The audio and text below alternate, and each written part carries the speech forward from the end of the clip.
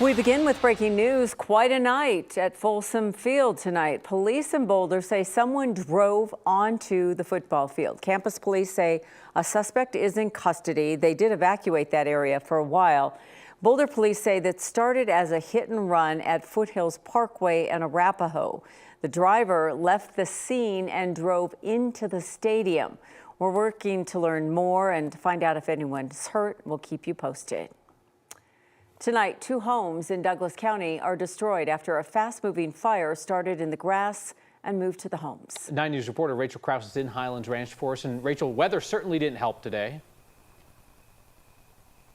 Yeah, with the wind, the heat, and the risk of fire danger in the area, South Metro Fire says those conditions could have made things really tricky for crews trying to fight this fire. But thankfully, those winds held off and crews were quickly able to put that fire out.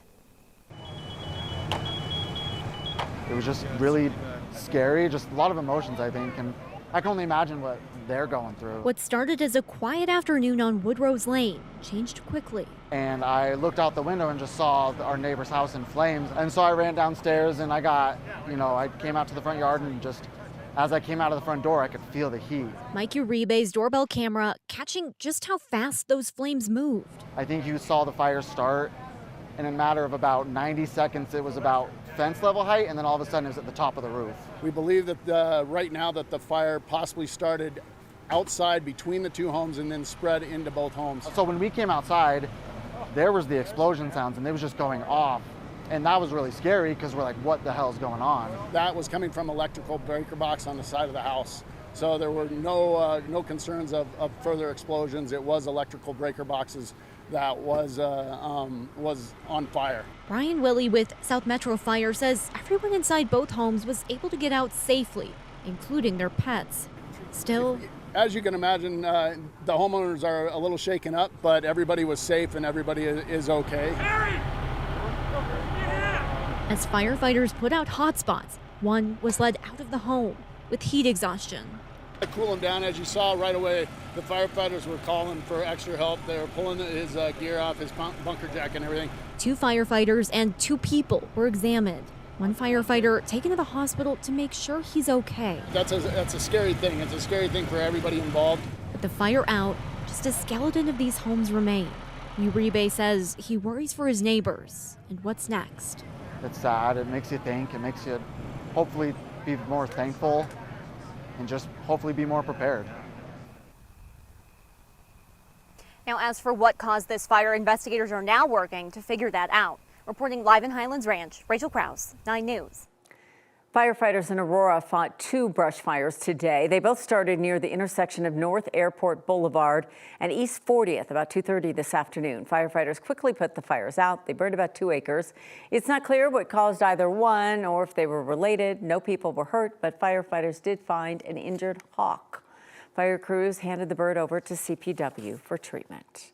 A grass fire burning near the town of Wiggins shut down I-76 for hours today. 9 News reporter Janelle Finch shows us how firefighters were able to wrestle that thing under control. Wiggins Fire says the fire quickly grew today and spread to cover more than 900 acres. At its worst, it threatened I-76 and some nearby farms. Just before 1 p.m., fire crews in northeast Colorado responded to a fast-moving grass fire off I-76 west of Higgins. Fire Chief Dave Hinson says flames got so close they even touched the interstate, but crews managed to stop the fire from jumping the highway. He says this area is so rural, firefighters quickly ran out of water and needed assistance from air resources. They had a 2-seater airplane, then a helicopter dropping water on the fire. The highway was closed for several hours before they got the fire contained. It reopened in both directions around 4:15 p.m.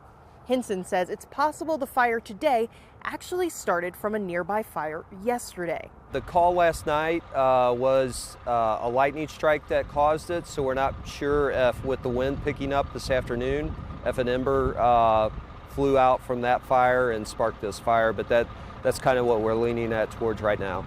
Hinson says while rain is beneficial during hot and dry summers, it can come with those potential fire starts like lightning. Thankfully, this fire was moving north away from home, so even though people may have gotten a notification about the fire nearby, no evacuations were needed.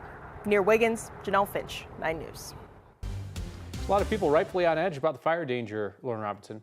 That's right, and we had several red flag warnings in effect this afternoon, and rightfully so. We were very warm, very dry, very windy. We saw temperatures approaching record temperatures today. Now we've cooled down, of course, after 9 o'clock in the evening. Most of the Front Range and Eastern Plains sitting in the 70s, a little cooler down south in Lyman and Elizabeth. Right now, DIA is reporting 81 degrees, a bit warmer there. As you make your way to the west, 50s and 60s in the foothills and in the high country. Those winds have started to calm down as well. Earlier today, we were seeing those gusts up to around 40 miles per hour. Now those winds coming in mostly between 5 to 15 miles per hour. As we monitor our live radar, not a whole lot happening in the sky over Colorado, minus that wildfire smoke from neighboring states. But as far as precipitation goes, we're going to be pretty dry this evening. So if you're making your plans for the weekend, we're going to see lots of sunshine. We are expecting more smoke, but we will see cooler weather as well. I'll have all of those details for you coming up in my full 7-day forecast. A woman has died after she was held hostage and shot at an apartment complex in Broomfield today. Police were called to the Arista Flats apartment, Central Court and Colony Road, just after 6:30 this morning. They say they could hear a man yelling inside a unit when they got there. They say a 34-year-old started shooting at officers and into other apartments and into the parking lot. I was walking my dog and a lady came up to me and she was like, "Hey, do you know what's going on?" And that's when a gunshot flew over my head into my bedroom window. I ducked, and I've never screamed that loud in my life. Police say the man was holding a woman hostage in the unit. She was shot and later died at the hospital. The officer shot the man. He was taken to the hospital with serious injuries. Once he's recovered to the point that he can go to jail, he'll be taken into custody there. A survivor of the King Super shooting told her harrowing story on the 6th day of testimony in the shooter's trial. Jennifer Jacobson told jurors today that she had just stepped into her car after putting away groceries when she heard gunshots.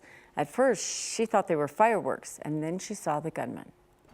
I put my head down and I thought about my daughter.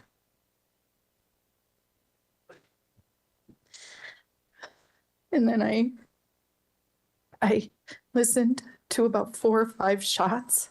I looked above my dashboard and it was just my eyes. And he was in front, 1 car length in front of my car. And he and I made just split-second eye contact. He just had this determined look on his face, like he was there to kill people. Jennifer says she drove to her partner's home and ran inside hysterical. And then she wrote down everything she saw, listing everything she could remember about the shooter. Testimony in the trial is scheduled to resume tomorrow. A Mountain View Town Council member who is accused of shooting a teenager in the face is now out of jail, bonded out last night. Jefferson County Sheriff's Office says 2 teenagers were scouting out scenic spots for homecoming pictures in Conifer on Tuesday afternoon. Deputies say they parked in front of a private property's gate and jumped over that fence to go up and talk to the homeowner. When nobody answered their knock, they went back to their car to leave a note. According to the arrest affidavit, that's when Brent Metz pulled up in a truck, got out with a gun, and pointed it towards the teenagers. The gun fired, shattering the windshield, hitting one of the teenagers. 9 News analyst Scott Robinson says Metz had no legal standing to shoot one of the kids, even if they were trespassing. Colorado law is clear. You can't shoot someone who's merely a trespasser outside of your home. Inside of the home, we have the Make My Day law under certain conditions. Outside of the home, there's absolutely no basis to shoot someone. According to the arrest affidavit, the victim thought that the shooting was accidental because Metz seemed surprised that he had fired a shot. Metz is now facing a number of charges, including first-degree assault and a weapons charge.